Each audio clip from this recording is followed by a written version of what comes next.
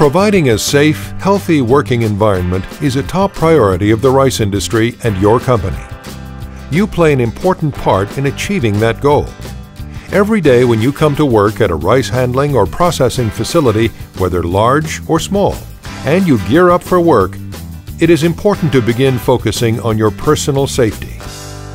This video will review one critical safety task we perform periodically in the rice handling and processing industry: entering bins, tanks, silos, dryers, and receiving pits to perform work.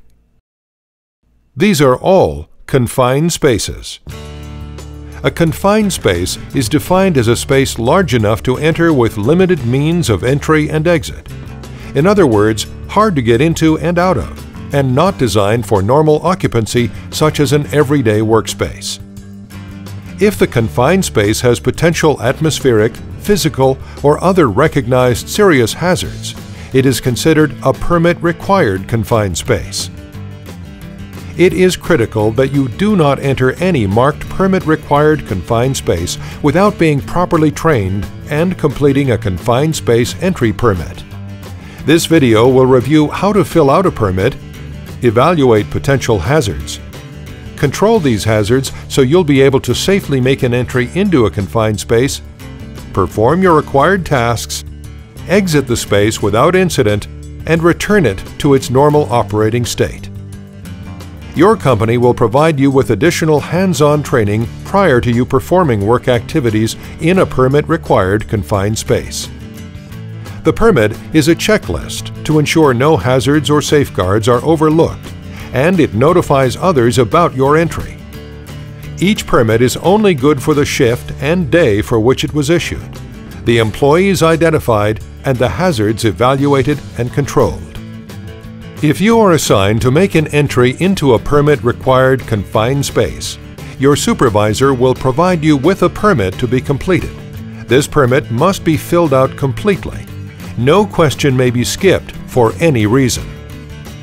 A permit is started by entering basic information about when, where, what, and why an entry is needed.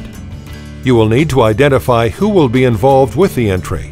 This includes the entrant, or the person actually going inside the confined space, and the observer, who will remain outside the space to monitor the entrant's activities and be prepared to tell the entrant to exit the space if conditions become hazardous.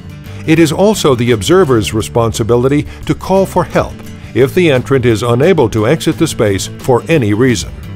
Backup personnel who may provide rescue services in the event of an emergency must be identified and notified of the entry.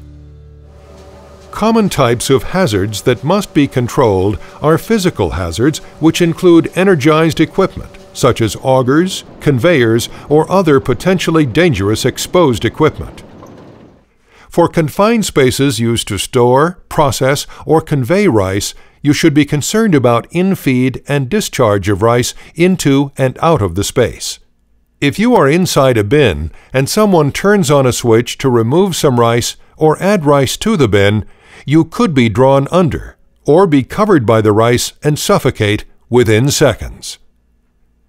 The best method to control these physical hazards is to lock, tag, and try all in-feed conveyors and spouts and all discharge equipment such as augers. If entering an empty bin, be sure all grates are in place that cover exposed augers, conveyors, or other floor openings. After locks are placed on disconnects, all start buttons must be pressed to ensure that the equipment cannot start and that the correct equipment has been locked out. Think of the three most important words concerning lockout safety: lock, tag, try. More in-depth training regarding lock, tag, try will be provided by your company. Other potential hazards are atmospheric, such as lack of sufficient oxygen, the presence of carbon dioxide, carbon monoxide, methane gas, or fumigants. Entry is not allowed unless air monitoring shows that there are no atmospheric hazards. Finally, before getting the approval of your supervisor, make sure you have all the required equipment at the confined space. and that it's in good working order. These include harnesses, lifelines, bosun's chair, respirators such as dust masks, proper lighting, a radio or other method to call for help in the event of any emergency, a tripod retrieval system for top entries, and all rescue equipment which must be staged near the entry. Once all questions have been answered, all hazards controlled, and all equipment ready to be used, your supervisor will sign and approve the entry. Mechanical ventilation must be used to control atmospheric hazards in rice bins, tanks, and silos during an entry by using existing forced air ventilation systems or portable fan systems and hoses. For top entries, the atmosphere must be tested before entering the bin. Wear the air monitor at all times. Tripod equipment must have both a raising and lowering device attached to a bosun's chair. The entrant must wear a full body harness, and a fall protection device must be attached to the harness. It will be used for emergency retrieval in the event the raising and lowering device fails. The entrant must be connected to a lifeline.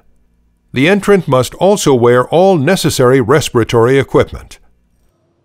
For side or bottom entries, a ladder may be needed to make entry and exit easier for the entrant.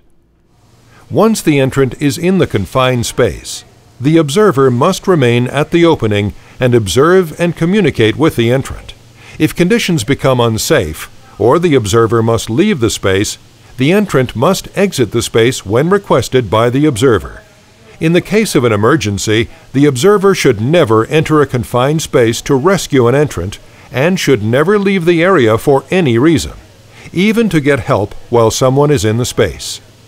A radio, cell phone, or other device must be used. When the work is done, it's time to get all tools and equipment out of the area and make sure all guards are in place before removing lockout-tagout devices. Once the entry is complete, the supervisor will sign the confined space permit to cancel it, and then file the canceled permit for future review.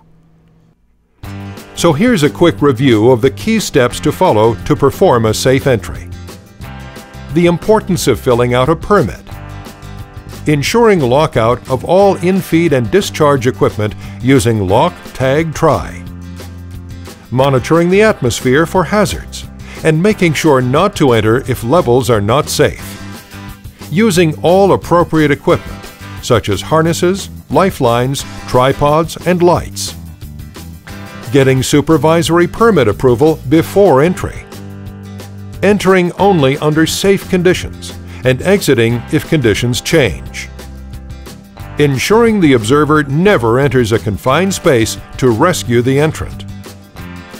Turning in the completed permit to your supervisor. If you follow these procedures each and every time you perform permit-required confined space activities, you will be able to do them safely and go home to your family every night. Your safety is very important to us.